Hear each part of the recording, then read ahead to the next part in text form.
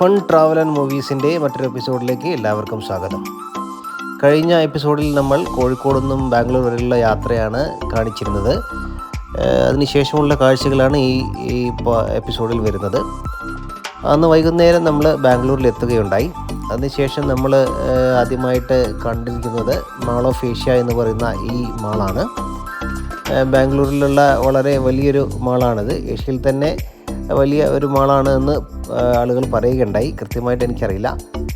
എന്തായാലും ഇപ്പോൾ എല്ലായിടത്തും മാളുകൾ ഉള്ളത് കൊണ്ട് തന്നെ ഈ കാഴ്ചകൾ പലർക്കും സുപരിചിതമാവാം. പക്ഷേ എന്നാലും മാൾ ഓഫ് ഏഷ്യയെക്കുറിച്ച് സംബന്ധിച്ച് പറയുകയാണെങ്കിൽ വളരെ രസകരമായിട്ടുള്ള അല്ലെങ്കിൽ മനോഹരമായിട്ടുള്ള അലങ്കാരപ്പണികളും ദീപാലങ്കാരങ്ങളടക്കമുള്ള വളരെ ആളുകളെ കാഴ്ചകൾക്ക് കൗതുകമുണർത്തുന്ന അല്ലെങ്കിൽ ആസ്വാദ്യകരമായ കാഴ്ചകൾ ഒരുക്കുന്ന തരത്തിലുള്ള ഒരുപാട് സംവിധാനങ്ങൾ ഈ മാളിൽ നമുക്ക് കാണാൻ പറ്റുകയുണ്ടായി. ധാരാളം ഷോപ്പിങ്ങിനുള്ള ഒരു അവസരമുണ്ട്. നല്ല ഭക്ഷണം കിട്ടുന്ന ഒരുപാട് കഫേകളും അതുപോലെ തന്നെ റെസ്റ്റോറൻറ്റുകളും ഇതിൻ്റെ മുകളിലായിട്ട് പ്രവർത്തിക്കുന്നുണ്ട്. ധാരാളം ആളുകൾ അവരുടെ ജോലി തിരക്കുകളിൽ നിന്നൊക്കെ മാറിക്കൊണ്ട് സമയം ചെലവഴിക്കുന്നതിനും ഷോപ്പിങ്ങിനുമായിട്ട് ഇവിടേക്ക് എത്തിക്കൊണ്ടിരിക്കുകയാണ്. ആ കാഴ്ചയാണ് നമ്മളിവിടെ വരുന്ന സമയത്ത് കാണുന്നത്. അതുപോലെ തന്നെ ഇങ്ങോട്ട് വരുന്ന സമയത്തും അതുപോലെ പോകുന്ന സമയത്തും നമ്മൾക്ക് ഏകദേശം 1 മണിക്കൂറിലേറെ ഇങ്ങോട്ട് പാർക്ക് ചെയ്യുന്നതിനും വാഹനം മാളിലെത്തി പാർക്ക് ചെയ്യുന്നതിനും ഇത് കഴിഞ്ഞ് പോകുന്ന സമയത്തും നമ്മൾക്ക് 1 മണിക്കൂറോളം സമയം വീണ്ടും പുറത്ത് കിടക്കാനായി വേണ്ടി വന്നു. അത്രയ്ക്കും തിരക്കാണ് ഇന്നേ ദിവസം നമ്മൾക്ക് അനുഭവപ്പെട്ടത്. ഏതായാലും മാളിനുള്ളിൽ കാണുന്ന കാഴ്ചകളും അതിന് സമരസപ്പെട്ട് പോകുന്നത് തന്നെയാണ്. ധാരാളം ആളുകൾ വരികയും പോവുകയും ചെയ്യുന്ന ഒരു കാഴ്ചയാണ് നമ്മൾക്കിവിടെ കാണാൻ സാധിക്കുന്നത്. വളരെ മനോഹരമായിട്ടുള്ള രീതിയിൽ അലങ്കരിച്ചിരിക്കുന്ന മാളാണ്. എല്ലാ സമയത്തും ഇങ്ങനെയാണോ എന്ന് എനിക്ക് അറിഞ്ഞുകൂടാ. എന്തായാലും ഈ സമയത്ത് ക്രിസ്മസിൻ്റെ ആഘോഷങ്ങളുണ്ട്, ന്യൂ ഇയറിൻ്റെ ആഘോഷങ്ങളുണ്ട്. ഇതിനോടൊക്കെ അനുബന്ധിച്ചായിരിക്കാം ഒരുപക്ഷെ. എന്തായാലും വളരെ മനോഹരമായിട്ടുള്ള രീതിയിലുള്ള അലങ്കാരങ്ങളും മറ്റുമാണ് ഇവിടെ ഉള്ളത്.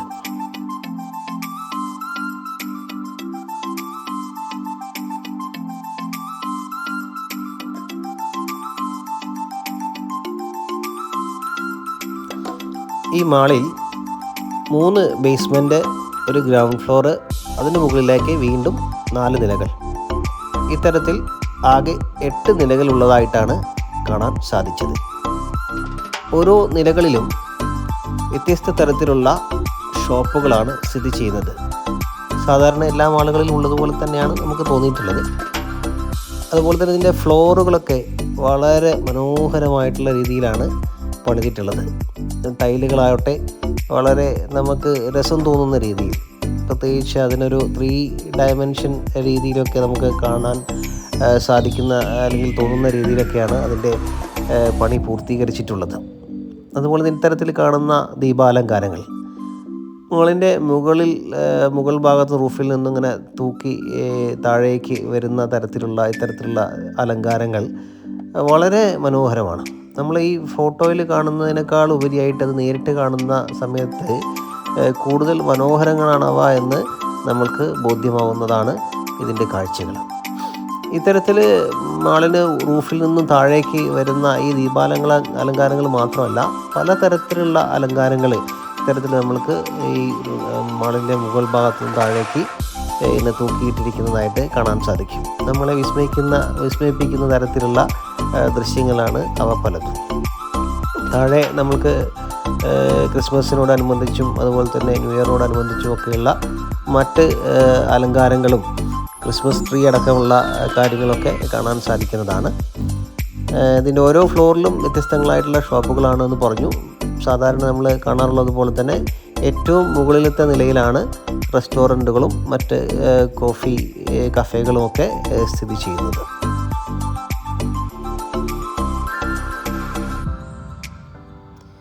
ഈ മാളിൽ നമ്മൾ സഞ്ചരിക്കുന്ന സമയത്ത് നമ്മൾക്ക് തോന്നുന്ന ഒരു പ്രത്യേകത സ്വാഭാവികമാണ്. എന്നാലും ധാരാളം ആളുകളാണ് ഇവിടെ വന്നുകൊണ്ടിരിക്കുന്നത്. ഒരുപക്ഷെ ഈ നഗരത്തിൽ ജോലി ചെയ്യുന്ന ആളുകളായിരിക്കാം ഇവരൊക്കെ. ചിലപ്പോൾ നമ്മളെപ്പോലെ പല നാടുകളിൽ നിന്നും കാഴ്ച കാണാൻ വരുന്നവരോ ഇങ്ങനെയൊക്കെയുള്ള ആളുകളൊക്കെ ഉണ്ടായിരിക്കാനുള്ള സാധ്യത വളരെ കൂടുതലാണ്. എന്തായാലും പല ഭാഷകൾ സംസാരിക്കുന്ന, പല രീതിയിൽപ്പെട്ട, പല വസ്ത്രങ്ങൾ ധരിച്ച ആളുകൾ ഒന്നിച്ച് കൂടിച്ചേർന്ന് ഇവിടെ ഒരു ഉത്സവത്തിൻ്റെ പ്രതീതിയാണ് സൃഷ്ടിക്കുന്നത്. അതിനുശേഷം ബാംഗ്ലൂരിൽ നമ്മൾ സന്ദർശിച്ച മറ്റൊരു മാളാണ് ഐക്ക മാൾ എന്ന് പറയുന്നത്. ഐക്ക മാളിൽ നമ്മൾക്ക് കാണാൻ സാധിക്കുന്നത് ഹോം ഡെക്കറേഷൻ്റെ വിപുലമായ ഒരു ശേഖരമാണ്. അപ്പോൾ നമ്മുടെ നാട്ടിലൊക്കെ തന്നെ ഇപ്പോൾ ഇത്തരത്തിലുള്ള കാര്യങ്ങളൊക്കെ സുലഭമായി മാറിക്കൊണ്ടിരിക്കുന്ന ഒരു കാഴ്ചയാണുള്ളത്. എന്നാൽ പോലും ഇവിടെയുള്ള പ്രത്യേകത എന്ന് പറയുന്നത് ഇവിടെ ഹോൾസെയിലായിട്ടും റീറ്റെയിലായിട്ടും ഒക്കെ നമുക്ക് സാധനങ്ങൾ ധാരാളമായിട്ട് വാങ്ങാൻ സാധിക്കുന്ന ഒരു സാഹചര്യമുണ്ട് എന്നുള്ളതാണ്. ഗൃഹം മോടി പിടിപ്പിക്കുന്നതിൻ്റെ വ്യത്യസ്തമായിട്ടുള്ള രീതികൾ, അതിൻ്റെ സാധ്യതകളൊക്കെ തുറന്നിടുന്ന വലിയൊരു കാഴ്ചയാണ് നമ്മൾക്കിവിടെ കാണാൻ സാധിക്കുന്നത്.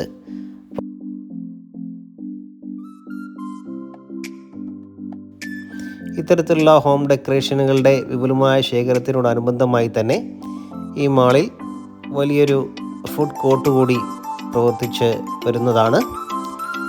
നമ്മൾ അവിടെ പോയിരുന്നു. രുചികരമായ ഭക്ഷണം തന്നെയാണ് അവിടെ നമുക്ക് ലഭിക്കുന്നത്. അപ്പോൾ അത്തരത്തിൽ ഈ കാഴ്ചകളൊക്കെ കണ്ടുകൊണ്ട് ആസ്വദിച്ചുകൊണ്ട് നല്ല ഭക്ഷണം രുചിച്ചുകൊണ്ട് നമ്മൾക്ക് സമയം ചിലവഴിക്കാവുന്ന ബാംഗ്ലൂരിലുള്ള വ്യത്യസ്തമായ ഒരിടം തന്നെയാണ് ഐക്ക മാൾ.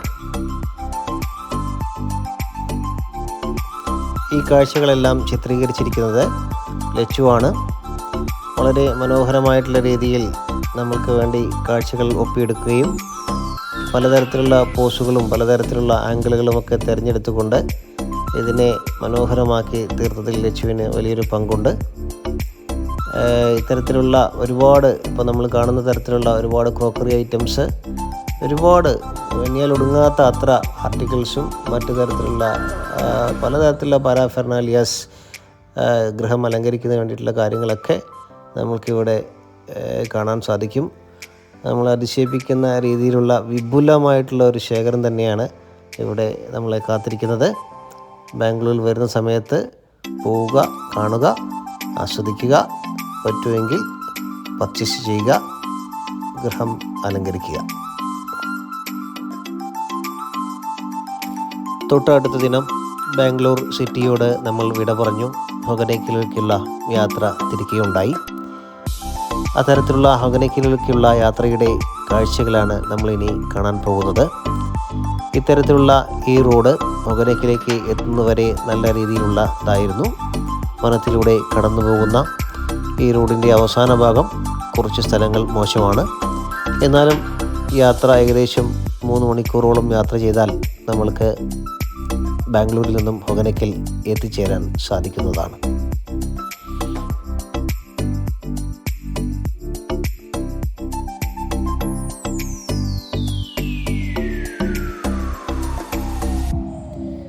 തമിഴ്നാട്ടിലുള്ള ധരംപുരി ജില്ലയിലാണ് ഹൊഗനേക്കൽ എന്ന് പറയുന്ന ഈ കൊച്ചു ഗ്രാമം സ്ഥിതി ചെയ്യുന്നത്. ഹോഗ് എന്ന് പറയുന്ന വാക്കിന് കന്നഡയിൽ പുക എന്നാണ് അർത്ഥം. കൽ എന്ന് പറഞ്ഞാൽ പാറ എന്നും. പുകയും പാറയും അഥവാ മഞ്ഞു പെയ്യുന്ന പാറകളുള്ള മനോഹരമായ സ്ഥലം ഹൊഗനേക്കൽ. ചിന്നാറും കാവേരിയും സംഗമിക്കുന്ന സ്ഥലത്തിനരികെ സ്ഥിതി ചെയ്യുന്ന ഈ കൊച്ചു ഗ്രാമത്തിൽ ഭൂരിപക്ഷം പേരും മത്സ്യബന്ധനം തൊഴിലാക്കിയവരാണ്. അത്തരത്തിലുള്ള ആളുകൾ ഇവിടെ ദിവസവും പലതരത്തിലുള്ള മത്സ്യബന്ധനവുമായി ബന്ധപ്പെട്ട ജോലികൾ ചെയ്തുകൊണ്ടും ഇപ്പോൾ ഇവിടെ വരുന്ന ടൂറിസ്റ്റുകളെ തോണിയിൽ, കൊട്ടത്തോണിയിൽ തുഴഞ്ഞ് കൊണ്ടുപോയിക്കൊണ്ടും അവർക്ക് വേണ്ടി ഭക്ഷണം ഒരുക്കിക്കൊണ്ടും എല്ലാം അവരുടെ ഉപജീവന മാർഗം കണ്ടെത്തുന്നു. ഞങ്ങൾ ഹൊഗനേക്കിൽ ഇറങ്ങിയ ഉടൻ തന്നെ ഒരു ചേച്ചിയും ചേട്ടനും ഞങ്ങളുടെ കൂടെ കൂടുകയുണ്ടായി. നിങ്ങൾ നല്ല ഫ്രഷ് മത്സ്യം വാങ്ങി നൽകുകയാണെങ്കിൽ നിങ്ങൾ കറങ്ങി വരുന്ന സമയം കൊണ്ട് നല്ല രുചികരമായ മത്സ്യക്കറിയും മത്സ്യം പൊരിച്ചതും അതുപോലെ തന്നെ ഉച്ചഭക്ഷണവും ഞാൻ തയ്യാറാക്കി നൽകാം എന്ന് ആ ചേച്ചി ഞങ്ങളോട് പറഞ്ഞു. ആ ചേട്ടനാകട്ടെ അവിടെയുള്ള മറ്റ് അറേഞ്ച്മെൻറ്റ്സ് എല്ലാം നിങ്ങൾക്ക് ഞാൻ ശരിയാക്കി തരാം എന്ന് പറഞ്ഞുകൊണ്ടാണ് ഞങ്ങളുടെ കൂടെ കൂടിയത്. അവരെ പിണക്കാതെ അവരുടെ കൂടെ സംസാരിച്ചുകൊണ്ട് ഞാനും മുന്നോട്ട് നീങ്ങുകയുണ്ടായി. സത്യമംഗലം കാടുകളിലെ രാജാവായിരുന്ന വീരപ്പൻ ഒരു കാലത്ത് ഇവിടെ സ്വൈരവിഹാരം നടത്തിയിരുന്നു അത്രേ. ആ സമയത്തൊന്നും തന്നെ പൊതുജനങ്ങൾക്ക് ഇവിടേക്ക് പ്രവേശനം ലഭിച്ചിരുന്നില്ല. പിന്നീട് വീരപ്പൻ്റെ കാലശേഷം മാത്രമാണ് ഇവിടം പൊതുജനങ്ങൾക്കായി തുറന്നു കൊടുത്തത്. ഞങ്ങൾ അവിടെ എത്തിയതിന് ശേഷം പെട്ടെന്ന് തന്നെ കൊട്ടത്തോണിൽ കയറുക എന്നുള്ള ലക്ഷ്യത്തോടെ ഞങ്ങൾ ആ ചേട്ടൻ പറഞ്ഞ ദിശയിൽ നേരെ പിടിച്ചു. പോകുന്ന വഴിയിൽ നിറയെ നമ്മൾക്ക് കൊട്ടത്തോണികൾ വെച്ചിരിക്കുന്നത് കാണാൻ സാധിച്ചു. അതുപോലെ തന്നെ പലതരത്തിലുള്ള മത്സ്യങ്ങൾ, ഉണക്കൽ മത്സ്യങ്ങളടക്കം പലതരത്തിലുള്ള മത്സ്യങ്ങൾ അവിടെ വിൽപ്പനയ്ക്കായി വെച്ചിരിക്കുന്നതും ഞങ്ങൾക്ക് കാണാൻ സാധിച്ചു. വളർത്ത് മത്സ്യങ്ങളായ കുറേ മത്സ്യങ്ങളെ അവിടെ വിൽക്കാൻ വെച്ചിട്ടുണ്ട്. അവയിൽ നിന്ന് ഏതെങ്കിലും ഒന്ന് തിരഞ്ഞെടുത്ത് അവർക്ക് വാങ്ങി നൽകുകയാണെങ്കിൽ നല്ല രീതിയിലൊരു മീൻ പൊരിച്ചതും മീൻ കറിയും കൂട്ടി ഊണ് കഴിക്കാനുള്ള കാര്യങ്ങൾ അവർ ചെയ്തു തരാമെന്നാണ് ആ ചേച്ചി വീണ്ടും നമ്മളോട് പറയുന്നത്. എന്തായാലും പരീക്ഷണാർത്ഥം ആ ചേച്ചിയെയും ചേട്ടനെയും വിശ്വസിച്ചുകൊണ്ട് ഞങ്ങൾ മീൻ വാങ്ങി അവർക്ക് നൽകി. കൊട്ടത്തോണിയിൽ ഒരു യാത്ര പോയിട്ട് വരാം എന്ന് പറഞ്ഞുകൊണ്ട് മുന്നോട്ട് നീങ്ങുകയാണ് ചെയ്തിട്ടുള്ളത്. നമുക്കിവിടെ കാണാൻ സാധിക്കും, അവിടെ ഒരു ഗവൺമെൻറ്റിൻ്റെ ഒരു ഓഫീസുണ്ട്. അവിടെ വെച്ച് നമ്മൾക്ക് കൊട്ടത്തോണിയിലേക്ക് വേണ്ടുന്ന ടിക്കറ്റ് ലഭിക്കും. 1500 രൂപയാണ് ഒരു കൊട്ടത്തോണിയിൽ പോകാനുള്ള തുക എന്ന് പറയുന്നത്, ഫീസ് എന്ന് പറയുന്നത്. അപ്പോൾ നമ്മളോട് അവർ പറയുന്നത് എന്താണെന്ന് ചോദിച്ചു കഴിഞ്ഞാൽ, അവർ 1500 രൂപയ്ക്ക് അവർ ഒരു നിശ്ചയ സ്ഥലം വരെ കൊണ്ടുപോയി തിരിച്ചു കൊണ്ടുവരും. അതിനും അപ്പുറത്തേക്ക് നമ്മൾ പോകണമെങ്കിൽ അത് തുഴയുന്ന ചേട്ടന്മാരുമായി സംസാരിച്ച് നമ്മൾക്ക് അവർ പറയുന്ന തുകയ്ക്ക് സമ്മതമാണെങ്കിൽ ഉറപ്പിച്ച് തുടർന്നും യാത്രകൾ കണ്ട് വാട്ടർഫാൾസൊക്കെ ആസ്വദിച്ച് തിരിച്ചു വരാമെന്നാണ് ഓഫീസിൽ നിന്നും പറഞ്ഞത്. എന്തായാലും ഒരു കൊട്ടയിൽ 4 പേർക്ക് മാത്രമാണ് അനുവാദമുണ്ടായിരുന്നത്. അത്തരത്തിൽ ഞങ്ങൾ 2 തോണികൾ എടുത്തു. അങ്ങനെ നമ്മൾ ആ ചേട്ടന്മാരുടെ കൂടെ തോണിയിൽ കയറിക്കൊണ്ട് ആ കൊച്ച് അരുവിയിലൂടെ യാത്ര പോവുകയാണ്. ആ ചെറിയ കൊട്ടത്തോണിയിൽ കയറുന്നതിന് മുൻപ് എനിക്ക് സത്യം പറഞ്ഞാൽ നല്ല ഭയമാണ് ഉണ്ടായിരുന്നത്. പക്ഷേ കയറി കഴിയുന്ന സമയത്ത് നമ്മൾക്ക് മനസ്സിലാകും അത് അത്ര ചെറിയ ഒരു കൊട്ടയല്ല. തികച്ചും 2, 3 അല്ലെങ്കിൽ 4 ആളുകൾക്ക് സുഗമമായി സഞ്ചരിക്കാവുന്ന അത്ര വലിപ്പമുള്ള ഒരു കൊട്ട തോണിയാണ് അത് എന്ന്. അതിൽ നമ്മൾ ചാരി ഇരിക്കുകയാണ് ചെയ്യുന്നത്. പിന്നെ ഒരു വശത്തെ ഇരുന്നു കൊണ്ട് അദ്ദേഹം തുഴഞ്ഞ് നമ്മളെ മുന്നോട്ട് നീക്കിക്കൊണ്ടേയിരിക്കും. വളരെ മനോഹരമായിട്ടുള്ള ദൃശ്യങ്ങളാണ് ഇരു കരകളിലേക്ക് നമ്മൾ നോക്കുന്ന സമയത്ത്.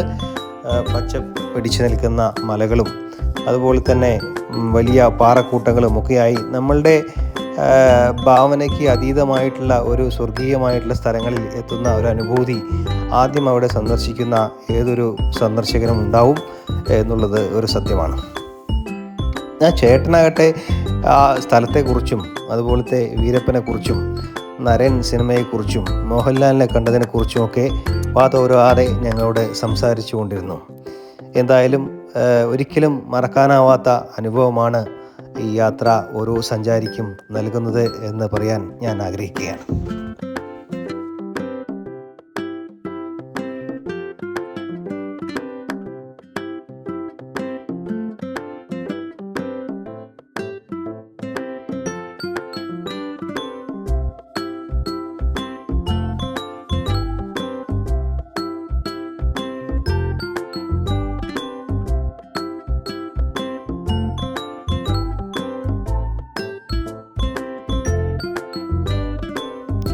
ഞാനും ടിൻറ്റുവും വിനായകും ഒരു കൊട്ടത്തോണിയിൽ കയറിയപ്പോൾ അമ്മയ്ക്കും അച്ഛനുമൊപ്പം ലക്ഷ്മിയാണ് ഉണ്ടായിരുന്നത്. എല്ലാ പ്രാവശ്യത്തെയും പോലെ ലക്ഷ്മി തന്നെയാണ് ഇപ്രാവശ്യവും ക്യാമറ ചലിപ്പിച്ചുകൊണ്ടിരിക്കുന്നത്. എല്ലാ ദൃശ്യങ്ങളും ആവിഷ്കരിച്ചിരിക്കുന്നതും ലക്ഷ്മി തന്നെയാണ്.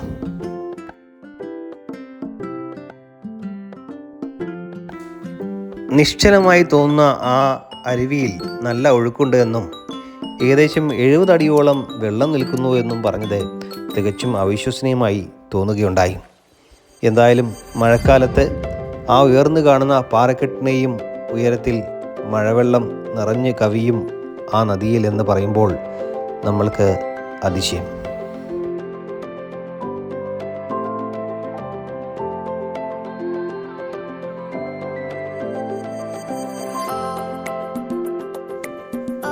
അതിലൂടെ പോകെ പോകെ വലിയ വലിയ പാറക്കെട്ടുകൾ കണ്ടു തുടങ്ങി. നിരന്ന ആ അരുവിയുടെ സ്വഭാവം സാവധാനത്തിൽ മാറിക്കൊണ്ടിരുന്നു. ആ പാറക്കെട്ടുകളും അതിനു മുകളിലൂടെ കുതിച്ചു ചാടുന്ന വെള്ളച്ചാട്ടവും സാവകാശത്തിൽ മറനീക്കി പുറത്തു വന്നുകൊണ്ടിരുന്നു. പ്രകൃതിയുടെ അവിസ്മരണീയമായിട്ടുള്ള ദൃശ്യങ്ങൾ.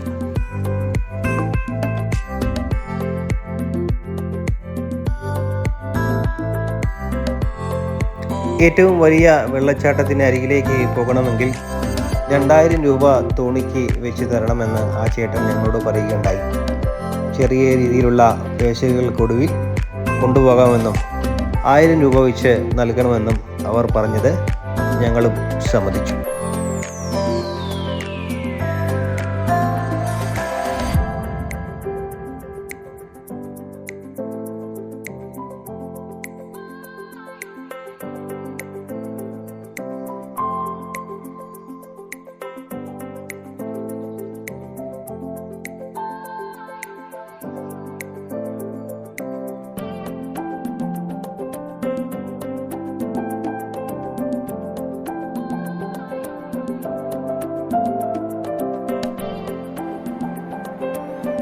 വെള്ളച്ചാട്ടത്തിൻ്റെ അരികിലേക്ക് നമ്മൾ എത്തുമ്പോഴേക്കും നമ്മൾ മാത്രമല്ല, ധാരാളം മറ്റു തോണിക്കാരും യാത്രക്കാരും നമ്മളുടെ കൂടെ ഉണ്ടായിരുന്നു.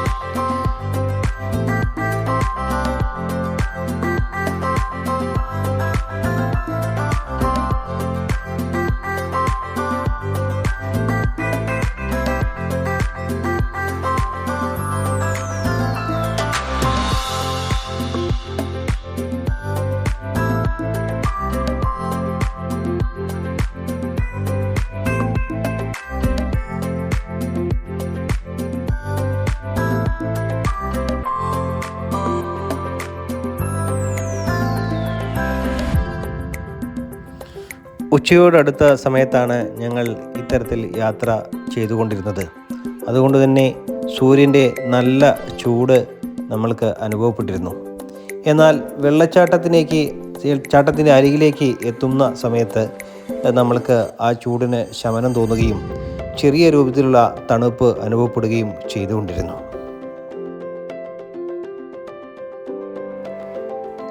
വലിയ പാറക്കെട്ടിൽ നിന്നും വെള്ളം ഇങ്ങനെ കുതിച്ചൊഴുകി വരികയാണ്.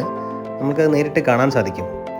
ഈ തോണി തുഴയുന്ന ചേട്ടനാകട്ടെ ചെറിയ വികൃതികളൊക്കെ ഒപ്പിക്കുന്നുണ്ട്. നമ്മളുടെ ഈ കൊട്ടത്തോണി ഈ ചാടി ഒഴുകി വരുന്ന വെള്ളത്തിനോട് അടുപ്പിച്ച് നിർത്തിക്കളയും.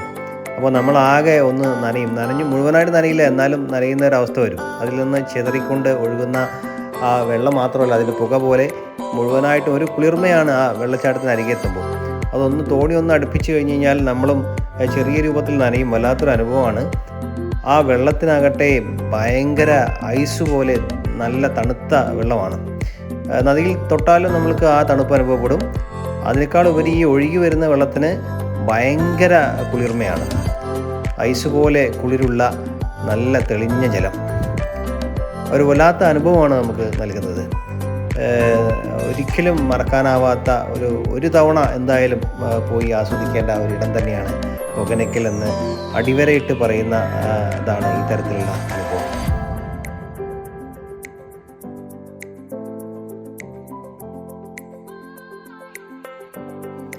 അതുപോലെ തന്നെ ഈ കൊട്ടത്തോണി ഈ വെള്ളച്ചാട്ടത്തിൻ്റെ അരികിലേക്ക് പോകുന്ന സമയത്ത് ആ ഒഴുക്കിൽ പെട്ടുകൊണ്ട് അത് പ്രത്യേക രീതിയിൽ നീങ്ങാൻ തുടങ്ങും, അല്ലെങ്കിൽ അത് കറങ്ങാൻ തുടങ്ങും. അപ്പോൾ അതിനെ വേണ്ട രീതിയിൽ നിയന്ത്രിച്ചുകൊണ്ട്, വേണ്ട രീതിയിൽ തുഴഞ്ഞുകൊണ്ട്, അല്ല ചില സമയത്ത് തുഴയാതെ നിന്നുകൊണ്ടൊക്കെ അവരുദ്ദേശിച്ച രീതിയിൽ അത് നിയന്ത്രിച്ച് കൊണ്ടുപോകുന്നത് ഒരു കാണേണ്ട കാഴ്ചയാണ്. അവരുടെ അനുഭവ സമ്പത്തും പരിചയ സമ്പത്തും തന്നെയാണ് അതിൻ്റെ അടിസ്ഥാനം. കാരണം നമ്മൾക്ക് അവരുടെ ആ ഒരു അനുഭവത്തിൽ നിന്ന് നമുക്ക് മനസ്സിലാവും അവർ വളരെയധികം അനുഭവവും പരിചയവുമുള്ള ആൾക്കാരാണ് എന്നുള്ളത് നമ്മൾക്ക് വളരെ വ്യക്തമായിട്ട് മനസ്സിലാക്കാനും പറ്റും.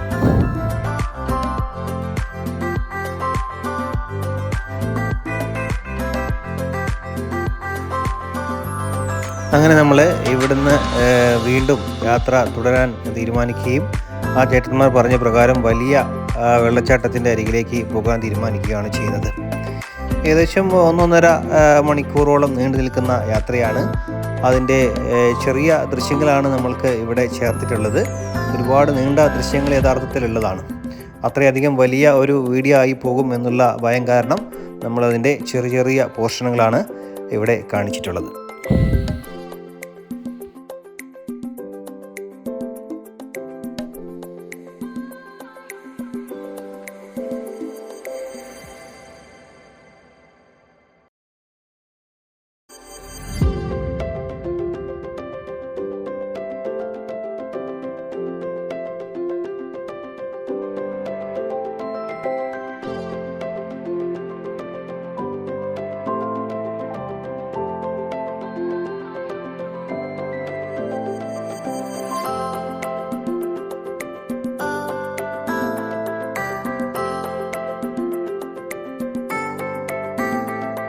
നമ്മളിങ്ങനെ കൊട്ടവഞ്ചിയിൽ സഞ്ചരിച്ചു കൊണ്ടിരിക്കുന്ന സമയത്ത് പലതരത്തിലുള്ള കാഴ്ചകളാണ് നമുക്ക് കാണാൻ സാധിക്കുക. ചില കൊട്ടവഞ്ചി തുഴഞ്ഞുകൊണ്ട് ചില ആളുകൾ നമ്മളെ സമീപിച്ചുകൊണ്ട് ഫോട്ടോ എടുത്തു തരാമെന്ന് പറയുന്നുണ്ട്. ചില സ്ത്രീകളാകട്ടെ കൊട്ടവഞ്ചികളിൽ നിറയെ പഴങ്ങളും വെള്ളവും മറ്റുള്ള ബിസ്ക്കറ്റും അടക്കമുള്ള സാധനങ്ങളൊക്കെ കൊണ്ടുവന്നുകൊണ്ട് ഇതിനിടയിൽ കച്ചവടം നടത്തുന്നുണ്ട്. ഇങ്ങനെ പലതരത്തിലുള്ള ആളുകളാണ്. അതിനു പുറമെ നമ്മൾ ചില സമയത്ത് നോക്കുമ്പോൾ ചില കല്ലുകളിലൊക്കെ ചില ആളുകൾ ഇരുന്നു കൊണ്ട് മീൻ പിടിക്കുന്ന ദൃശ്യങ്ങൾ നമുക്ക് കാണാൻ സാധിച്ചു. ചില കുരങ്ങന്മാർ ഈ പാറകളിലൊക്കെ ചേർന്ന് നദിയോട് ചേർന്ന് വന്നുകൊണ്ട് വെള്ളം കുടിക്കാനാവും ഒരുപക്ഷെ, അവയും ഈ പാറകളിലൊക്കെ നമുക്ക് കാണാൻ സാധിച്ചു. അങ്ങനെ വ്യത്യസ്തങ്ങളായ ചെറിയ ചെറിയ കാഴ്ചകളും കൂടി ഇതിൻ്റെ ഭാഗങ്ങളാണ്. അങ്ങനെ നമ്മൾ വലിയ വെള്ളച്ചാട്ടത്തിനെ സമീപിച്ചുകൊണ്ടിരിക്കുകയാണ്. ഇതാണ് ഇവിടുത്തെ ഏറ്റവും മനോഹരമായിട്ടുള്ള ഒരു ദൃശ്യം എന്ന് പറയുന്നത്. മഴക്കാലത്ത് ഈ വെള്ളച്ചാട്ടം വളരെ വിശ്വരൂപം പ്രാപിച്ചുകൊണ്ട് ഈ പാറകളെ മുഴുവൻ മൂടി ഒഴുകും എന്നാണ് അവർ ഞങ്ങളോട് പറഞ്ഞത്. പിന്നീട് മഴ ശമിക്കുന്ന സമയത്ത് അവയുടെ നീരൊഴുക്കിൻ്റെ ശക്തി കുറഞ്ഞു വരികയും ഇപ്പോഴതിൻ്റെ സീസണാണ് എന്നുമാണ് പറഞ്ഞിട്ടുള്ളത്. പിന്നീട് വേനൽക്കാലമാകുന്ന സമയത്ത് ഏകദേശം 70 അടിയിലേക്ക് ഈ വെള്ളം ചുരുങ്ങി നീര് വറ്റിക്കൊണ്ട് പോകുന്ന ഒരവസ്ഥയും ഉണ്ടാകും എന്നും അദ്ദേഹം ഞങ്ങളോട് പറയുകയുണ്ടായി. ആ സമയത്തുള്ള ഒരു ആഴത്തെ വെച്ചുകൊണ്ടാണ് അവർ പറഞ്ഞത് 70 അടി ആഴമുള്ള അല്ലെങ്കിൽ നിറഞ്ഞിട്ടാണ് വെള്ളം നിൽക്കുന്നത് എന്നൊക്കെ അവരിപ്പോൾ നമ്മൾ പറയുന്നത് എന്ന് അവർ നമ്മളോട് പറയുകയുണ്ടായി. ഈ വളരെ ശക്തിയായിട്ട് വെള്ളം വീഴുന്ന മഴക്കാല സമയങ്ങളിൽ എവിടേക്ക് വരുന്നത് ഒരിക്കലും സുരക്ഷിതമല്ല. അതുകൊണ്ട് തന്നെ ആ സമയമല്ല ഏറ്റവും ഉചിതമായിട്ടുള്ളത്. നവംബർ മാസം മുതൽ ഫെബ്രുവരി അവസാനം വരെയുള്ള കാലമാണ് ഇവിടെ സന്ദർശിക്കാൻ ഏറ്റവും ഉചിതമായിട്ടുള്ളത്.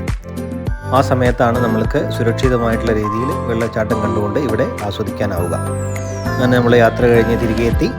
വഴി നീളെ ഇത്തരത്തിലുള്ള കൊട്ടവഞ്ചികൾ ഇങ്ങനെ ചാരി വെച്ചിരിക്കുന്നത് നമ്മൾക്ക് കാണാൻ കഴിയും. അതിനിടയിലൂടെ നമ്മളിനി പഴയ സ്ഥലത്തേക്ക് പോവുകയാണ്. ആ ചേച്ചി നമ്മൾക്ക് വേണ്ടിയിട്ട് മീൻ പൊരിച്ചതും മീൻകറിയൊക്കെ കൂടെ ഊണും തയ്യാറാക്കി വെച്ചിട്ടുണ്ടായിരിക്കും. നമുക്ക് പോയി നോക്കാം. വഴിനീളെ ഇത്തരത്തിൽ മീൻ പൊരിക്കുന്നതിനായിട്ട് മുളക് തേച്ച് വെച്ചിരിക്കുന്ന ദൃശ്യങ്ങൾ സുലഭമായിരുന്നു.